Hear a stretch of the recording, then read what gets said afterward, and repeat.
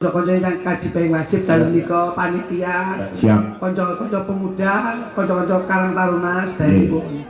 Para sepuh, bini sepuh lan bini sirin. Kayak apa? Tembang mikin bojo, ya, le, tole tandet ngadekone garapan perange le. Kenteni tekamu ya. Tetap tak teni. Salam kula kagem kanca-kanca yang di Hong Kong, yang di Singapura. Malaysia. Norwegia. Dan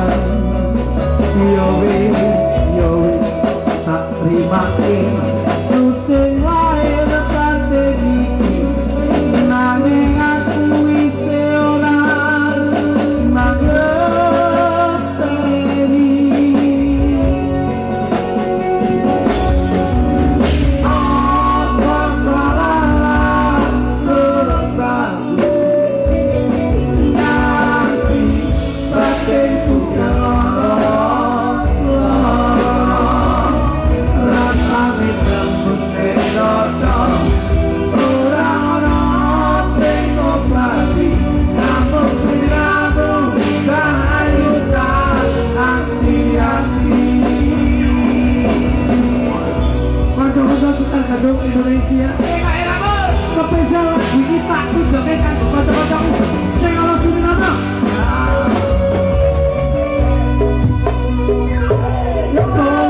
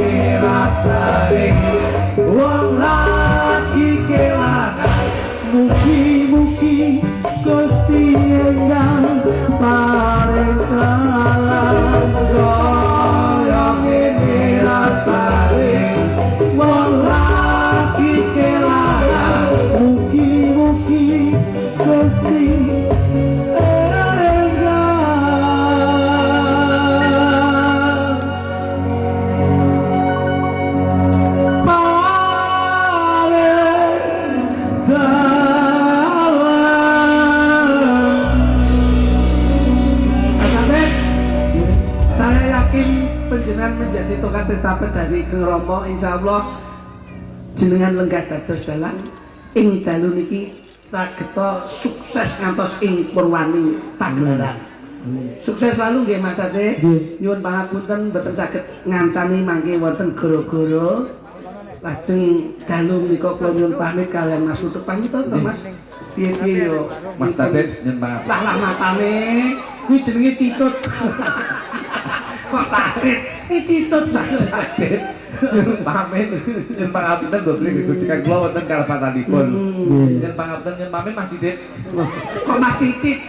Kuwi totot wong gedhi ya. Mas Ade, lakon ginapurane lakon kudu tutup cerita lan lakune. Matur suwun. Sami-sami.